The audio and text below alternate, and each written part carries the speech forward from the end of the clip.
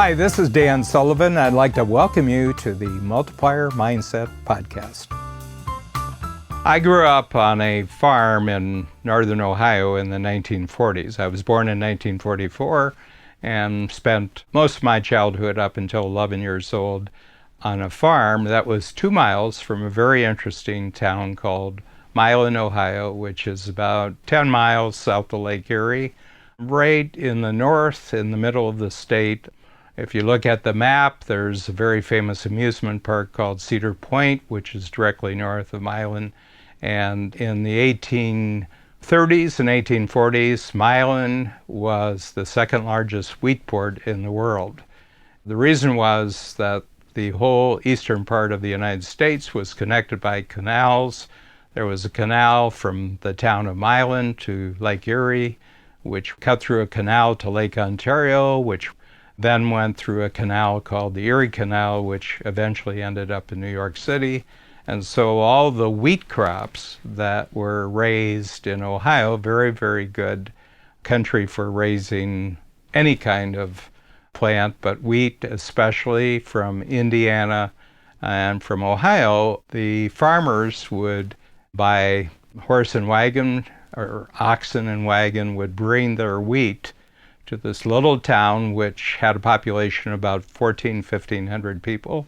They would load it on board ships, and they would have canal ships that would, maybe 20, 30 of them a day, would come into the port of Milan, Ohio, and then go eastward through the canal system. And then the wheat went to Europe. It was distributed throughout the eastern United States.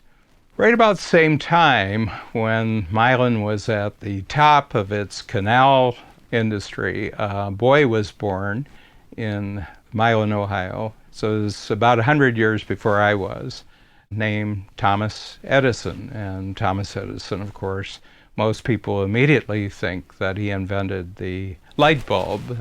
He didn't actually invent the light bulb. He was credited with the invention of the light bulb, but there were at least 6 working light bulbs in the world based on more or less the same principle in the 20 or 30 years before Edison.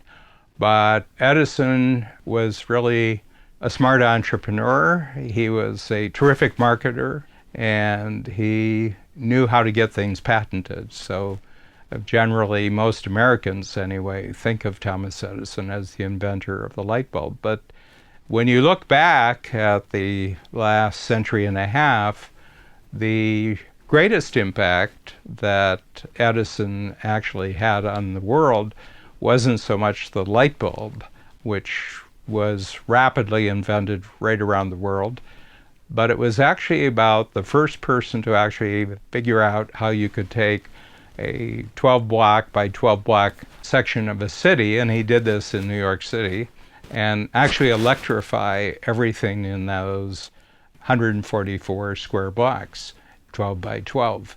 The interesting thing about this is that he kind of got it right the very first time he did it, and it became the basis of modern electrical utilities. And around the country, you still have an enormous number of electrical utilities, especially in large cities, which have the word Edison in them.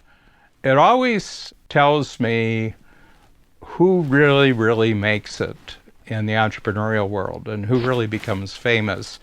It's not individuals who invent a product. It's individuals who create a system or a platform that multiplies in the millions the power of the invention that comes along. And you can think of the last 20 or 30 years, Bill Gates with the Windows platform, Steve Jobs with iTunes, with the cell phones. Cell phones existed before Steve Jobs, but he was the one who really created the system. And so my sense is people who fall in love with a product, they said this product's going to change the world. My sense is that products don't change the world, but systems for delivering products do change the world. And probably the greatest in our age right now is Amazon by Jeff Bezos, who there are millions of products that are available to consumers all over the world through Amazon, but it's Amazon. So when I look back to my Milan, Ohio upbringing, I went and visited the house where Edison was born, which is now a museum. I studied his life, and it was this ability to create great systems that transformed the modern world, and the creation of the electrification of whole cities is certainly the basis of modern life. And if you compare the way we operate right now in the 21st century with the way things were in the middle of the 19th century, it's a profound difference. I know that I caught the bug of creating systems. In Strategic Coach, we have lots of different concepts, we have lots of tools, but what's important is the Strategic Coach program at the signature level, at the 10 times level, and at the game changer level. There's always going to be new concepts and new tools, but they all have a home the moment they're created, and they all have a way to relate to each other. And that's because there's a real system at work in Strategic Coach. And I was deeply affected at a very young age by the example of this other boy who was born 100 years before me, who essentially created the single most important system that has most transformed the world over the last 150 years, and that's Thomas Edison. So a lot of entrepreneurs in Strategic Coach have products. In some cases, they're products that were created by other people, and in some cases, they've actually created their own products or services. But remember, that's just the beginning of becoming a 10 times entrepreneur. It's just the beginning of becoming a game-changing entrepreneur. You will not change any game out in the marketplace with a product. You will only change the game by creating a system or a platform which can accommodate any number of products. Products come and go, but if you create a great system, that system can last for a very long time, and in some cases, for all practical purposes, some of the systems last forever.